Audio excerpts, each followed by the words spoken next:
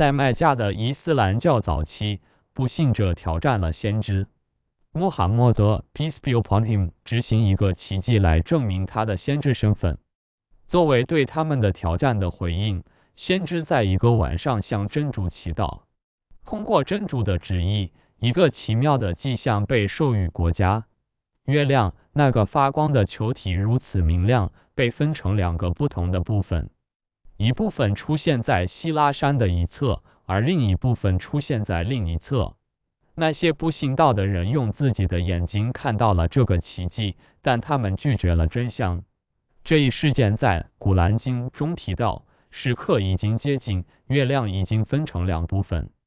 如果他们看到一个奇迹，他们会转身说这是魔术。对于信徒来说，月亮的分裂是一个伟大的奇迹，它仍然是真主和他的使者伟大的力量的一个证明。信仰的重要性。